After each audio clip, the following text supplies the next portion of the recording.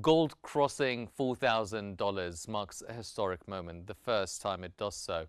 Now, what are the main forces driving this rally? Is it basically worry, or other factors come into the equation? I'm delighted to join you today, and I remember that we had a similar conversation during the IMF World Bank spring meetings from Washington, D.C., and that was 7 months ago. And the ride that gold had in the past 6, 7 months is nothing short of amazing. And what's even more amazing, it keeps on going. So the reasons why it has risen dramatically in the past 6, 7 months, and I think from the last time we spoke about it in April until today, I think it rose by an extra 35% in just 6 months, and it sets to rise even more so. So $5,000 per ounce is a level we could reach. So an additional, if you will, 20-25% upward move for the price of oil is something which is attainable, in my opinion, in the next 4 or 5 months.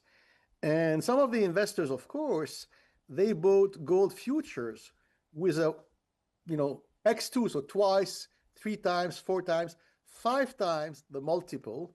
So you can imagine the kind of risk and the kind of profit that they made in the past 6 months.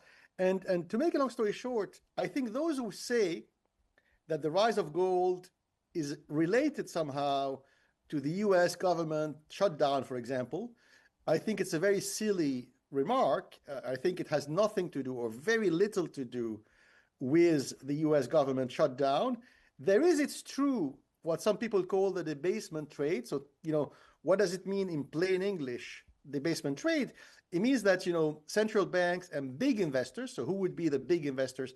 They would be big public pension funds, sovereign wealth funds, and central banks, also called large institutional asset owners.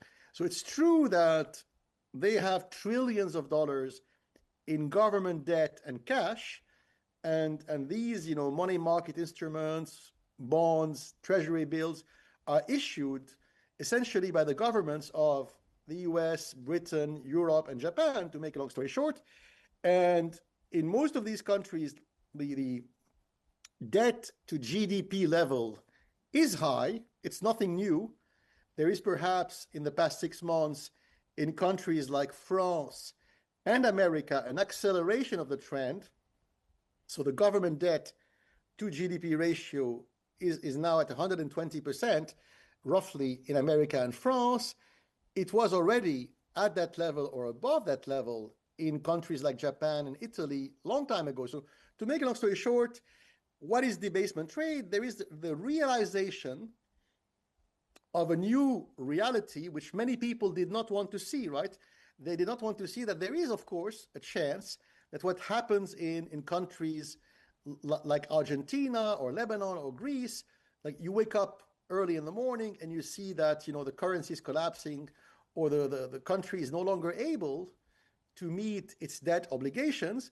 So people thought wrongly it was only something that could happen in Africa or the Middle East or Asia. And now they're realizing, maybe if things are left unchecked, it could happen in Europe or France or even America. So like what happened in Argentina, Lebanon, and Greece, do you think geopolitical crises such as the one in Gaza and Ukraine to East Asia are fueling investor panic, keeping in mind that what's happening in Gaza and Ukraine has been going on for already 2 or 3 years?